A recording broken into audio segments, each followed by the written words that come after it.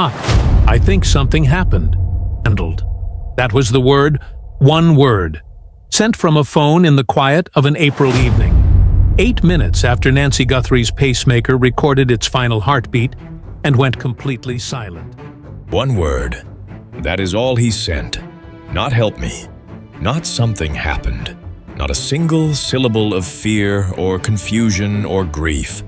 Just one word, typed in the dark, 8 minutes after Nancy Guthrie's heart stopped beating inside her own home. That word was handled. Think about that for a second. Someone you love collapses in front of you.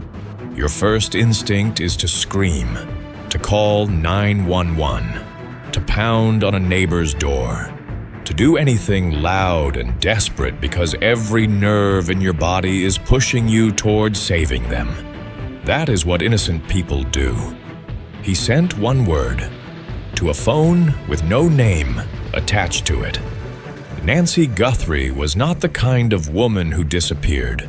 She had a morning routine, the same coffee every day. She called the same people on the same days of the week.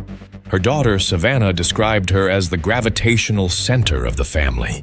Everything else moved around her. And then, one April night, she was gone.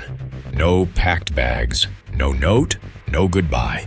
Just her reading glasses sitting on the side table next to a book left open to a page she would never finish. Here is what you need to understand before we go any further. Nancy had something inside her chest that her killer never fully accounted for. And by the end of this video, you are going to understand exactly why that device changed. Everything about this case. She has not been found. But the evidence has been. And it tells a story that cannot be argued with. Nancy could not speak for herself that night, but something inside her chest could, and it had been keeping records down to the exact second. Nancy had a pacemaker. You probably know what that is. A small device implanted in the chest to regulate the heartbeat. Doctors use them to keep a heart beating in the correct rhythm. But here is what most people do not know. A pacemaker keeps a record. A precise, time-stamped, second-by-second record of everything the heart experiences. Movement, stress, distress, every single beat. It does not forget. It does not lie. It simply records. And on the night of April the 14th, it recorded everything. At 8:42 p.m., the data shifted. Nancy's heart rhythm showed signs of serious physical distress. Not the kind you see when someone climbs stairs too fast. Deeper than that. The kind medical professionals associate with fear, with a body working hard to survive something. 5 minutes later, at 8:47 p.m., the data shifted again. The movement readings went abnormal. Her body was not moving on its own. Something or someone was moving it, carrying it, dragging it. The pacemaker recorded all of it without pause.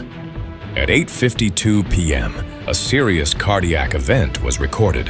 At 9:03 p.m., the signal stopped entirely. 21 minutes.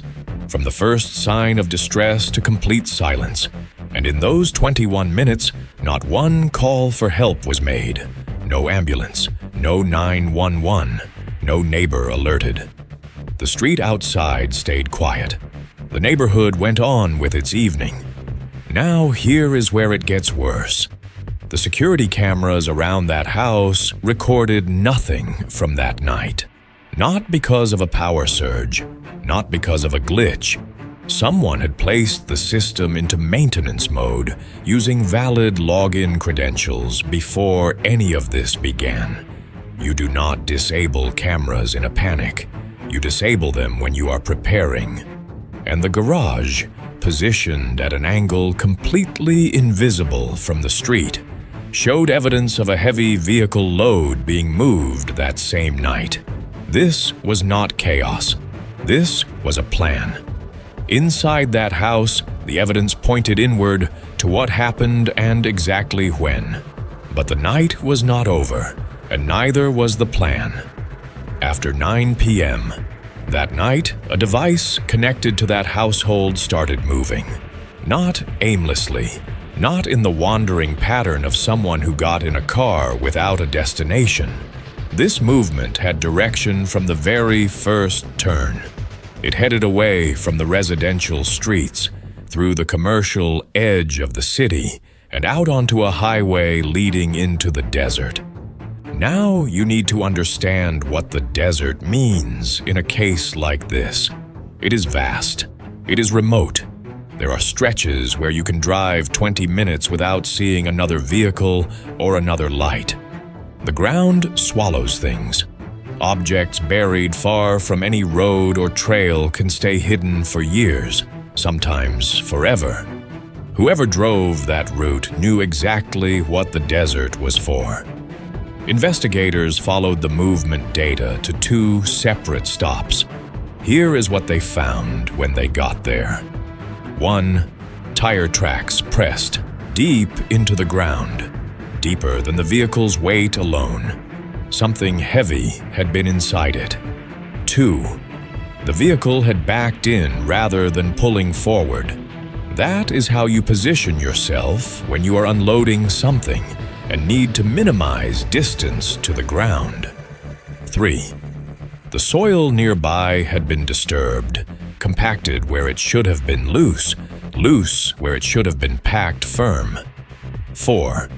A torn piece of fabric matching the clothing Nancy wore that evening was recovered from that site. 5. Part of the pacemaker casing was found buried in that same location.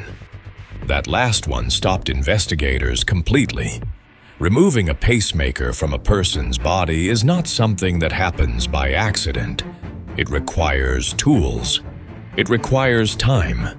It requires a level of composure that has nothing to do with grief or shock. And it requires knowing that the device had been recording. Someone understood what that pacemaker contained, and they made a deliberate decision to take it with them. The second site showed deeper, wider ground disturbance. More effort, more time. But Nancy herself was not found there. Not yet. That site remains active. The search has not ended. Drop this in the comments. When you heard about the pacemaker being removed, what was your first thought? Because mine stopped me cold. Everything recovered from that desert had been placed there deliberately, which meant someone had to sit across a table and explain every single piece of it. Investigators laid everything out in front of Tommaso. The pacemaker data, the 21-minute timeline, the movement trail through the desert, the coordinates of both stops, the tire tracks, the fabric, the recovered casing. They put it all on the table, and they watched him look at it. His first answer was vague, structured enough to feel rehearsed, but loose enough to seem like confusion. He said he had panicked. He said he had not known what to do when Nancy collapsed. He said time passed before he could think clearly, and by then he was scared about how it would look. Investigators let him finish. Then they asked about the word handled. He went quiet. For the first time in that room, he went completely quiet.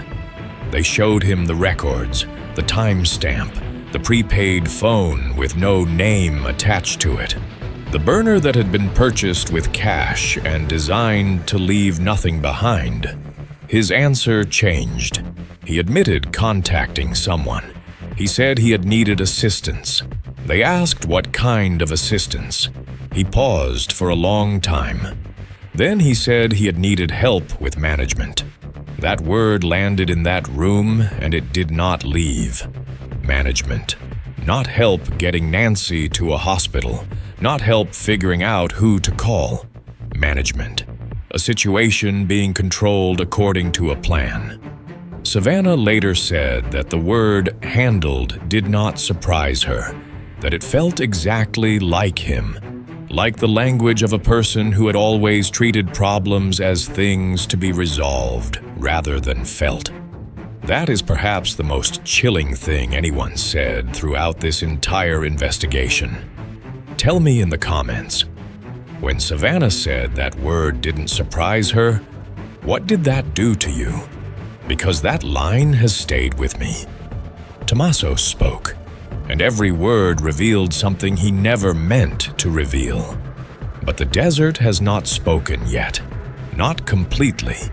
Savannah has not stopped. Every interview she gives, every time she says her mother's name in a public space, she is speaking directly to the person who saw something and has not yet made that call.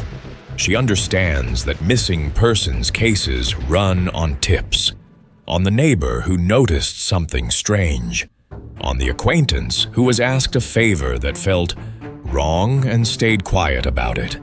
She is not letting those people forget. Here is what this investigation still does not have: Nancy's location, the full contents of the second desert site, the complete identity of the second individual, and what happened in the minutes before 8:42 p.m. Before the pacemaker started recording distress, in the window before the window, when whatever was set in motion that night first began. If you have any information about Nancy Guthrie, the FBI tip line is open right now. A reward is available. You do not need the full picture. One detail can be the piece that connects everything. Nancy had a morning routine. The same coffee. The same calls on the same days. Her reading glasses on the side table. A book left open to a page she never finished. What detail from this case has stayed with you the most? Tell me below. This family deserves every set of eyes we can put on this. Savannah is still looking. We are still looking. And somewhere out in that desert, the answers are waiting.